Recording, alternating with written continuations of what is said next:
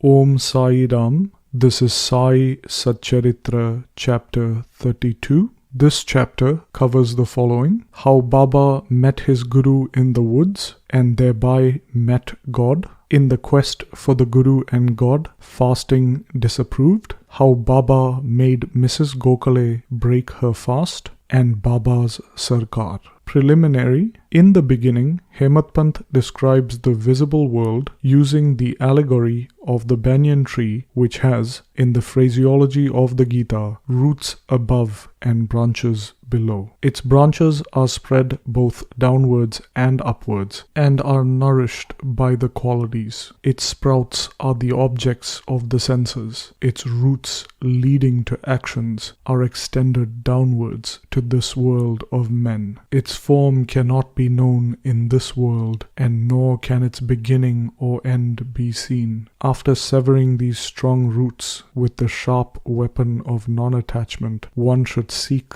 the path beyond which there is no return. To traverse this path, the help of a good guide or guru is absolutely necessary. However learned a man may be, or however deep he might study the Vedas and the Vedangas, that is, sacred literature, he cannot get to his destination safely without a guide. If a guide is there to help him and show him the right path, he can avoid the pitfalls and the wild beasts on the journey, and everything will be smooth sailing. Baba's experience in this matter, a story which he himself tells, is truly wonderful. When remembered, it will give you faith, devotion, and salvation. The quest. Once the four of us were studying religious scriptures and other books, and thus feeling enlightened, we began to discuss the nature of the Brahman. One of us said that we should raise the self by the self and not depend on others. To this, the second replied that he who controls his mind is blessed. Thus, we should be free from thoughts and ideas, and there is nothing in the world without us. The third said that the world is always changing, the formless is eternal, and thus we should discriminate between the unreal and the real. And the fourth, Baba himself, urged that bookish knowledge is worthless and added,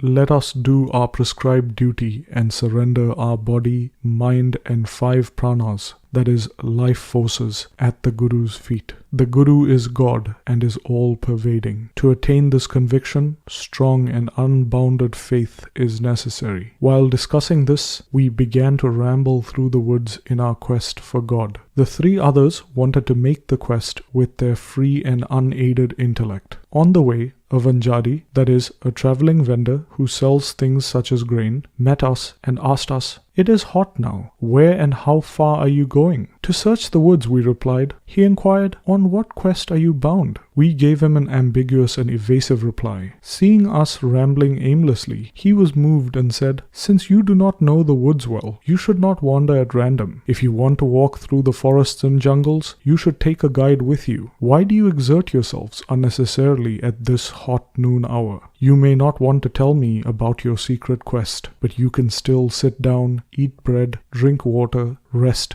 and then resume your search. Always be patient at heart." Though he spoke with so much affection, we discarded his offer and marched on. We thought that we were self-contained men and needed nobody's help. The woods were vast and trackless, and the trees therein grew so close and tall, and the sun's rays could not penetrate through them. So we lost our way and wandered for a long time. Ultimately, through sheer good luck, we came back to the place from where we started. The Vanjari met us again and said, "Relying on your own skills, you lost your way. A guide is always necessary to show us the right way in small or great matters, and no quest can be successfully carried out on an empty stomach. Unless God wills it, no one meets us on the way. Do not discard offers of food. Served dishes should not be thrust away. Offers of food should be regarded as auspicious signs of success." Saying this, he again offered us food and asked us to be calm and patient. Again, the others did not like this hospitality and discarded his offer and went away. They were very obstinate. I was hungry and thirsty, and I was moved by the Vanjari's extraordinary love.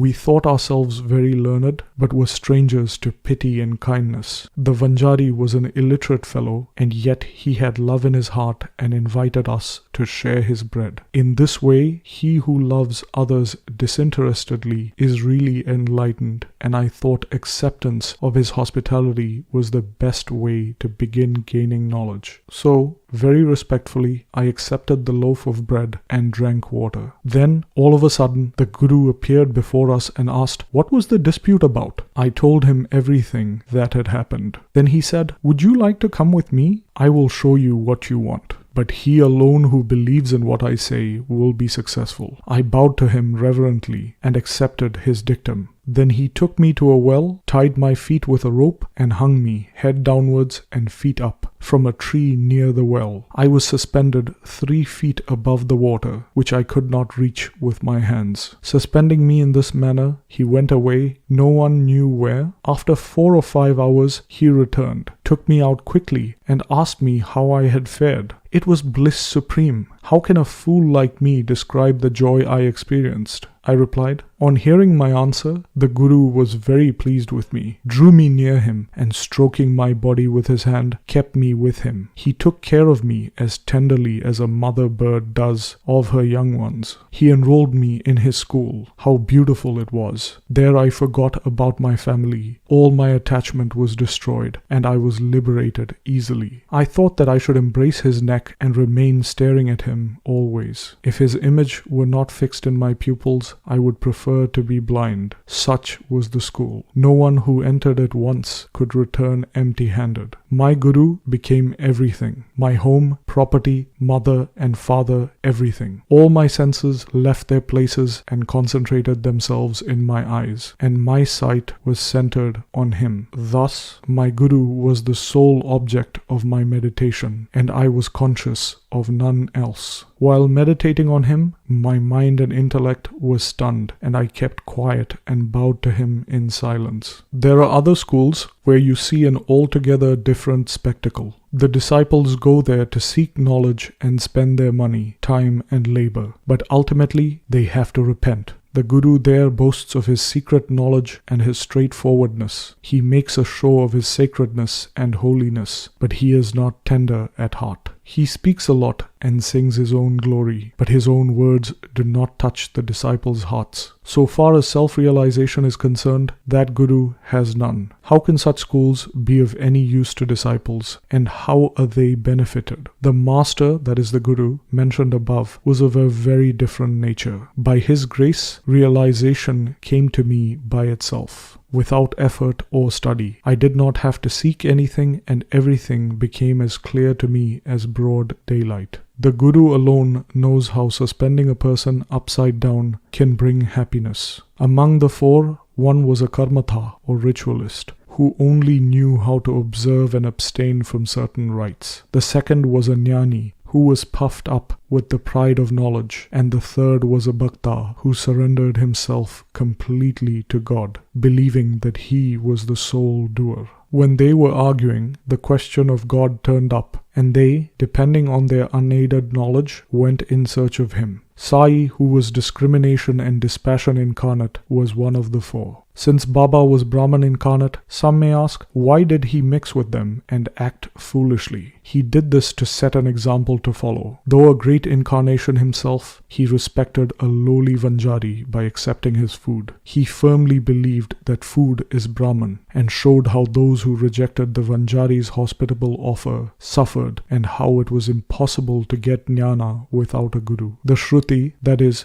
the Taittiriya Upanishad, exhorts us to honor and worship our mother, father and preceptor, and to study, that is, learn and teach the sacred scriptures. These are the means of purifying our minds, and unless this purification is effected, self-realization is not possible. Neither the senses nor the mind and intellect reach the self. It is the grace of the Guru that counts. The objects of our life, such as dharma, artha and kama, are attainable with our effort, but the 4th object, that is moksha or liberation, can only be attained with the help of a Guru. In the darbar of Shri Sai, many personalities appear and play their part. Astrologers come and give their predictions. Princes, noblemen, poor men, sannyasis, yogis, singers, and others come to receive darshan. Many others, like jugglers, the blind, the lame, dancers, and other players come and are given suitable reception. Biding his own time, the Vanjari also appeared and played the part assigned to him. Let us now turn to another story. Fasting and Mrs. Gokhale. Baba never fasted, and nor did he allow others to do so. The mind of the faster is never at ease, so how then could he or she attain Paramartha, or the goal of life? God is not attained on an empty stomach, for the soul has to be appeased. If there is no moisture and nutrition of food in the stomach, with what eyes should we see God? With what tongue should we describe His greatness? And with what ears should we hear the same? In short, when all our organs get their proper nutrition and are sound, we can practice devotion and other sadhanas or spiritual means to attain God. Therefore, neither fasting nor overeating is good. Moderation in diet is really wholesome both for the body and mind. Mrs. Gokhale came to Shirdi with an introductory letter from Mrs. Kashibai Kanetkar, a devotee of Baba, to Dada Kelkar. She came to Baba determined to sit at Baba's feet and observe a 3-day fast. The previous day, Baba said to Dada Kelkar that he would not allow his children to starve during the holy holidays, and that if they had to starve, why was he there? The next day, when the woman went with Dada Kelkar and sat at Baba's feet, Baba at once said to her, "What is the necessity of fasting?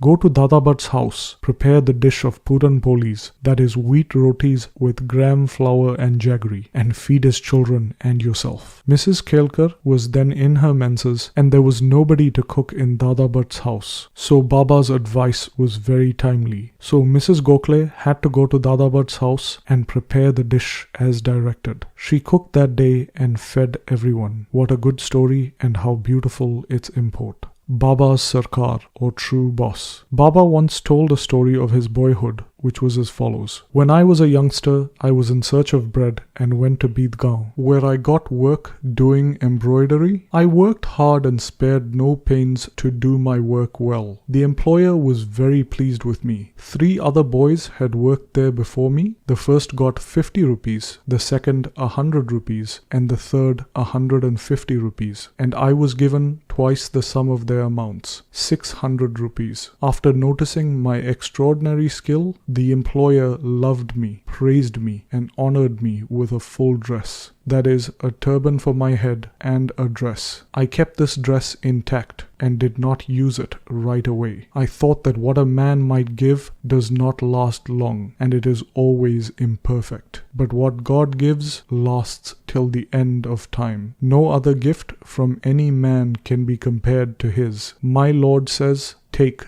take," but everybody comes to me and says, "Give, give." Nobody attends carefully to the meaning of what I say. My Lord's treasury of spiritual wealth is full. It is overflowing. He says, "Dig it out and take away this wealth in cartloads." The skill of my fakir, the leela of my Bhagwan, and the aptitude of my Sarkar are quite unique. And what about me? My body will mix with the earth, and my breath with the air. This time won't come again. I go somewhere and sit somewhere, and the hard Maya troubles me greatly, and yet I still always feel anxious for my devotees. He who does anything spiritually will reap its fruit, and he who remembers these words of mine will get invaluable happiness. Bow to Shri Sai, peace be to all. And this brings us to the end of Sai Satcharitra, chapter 32.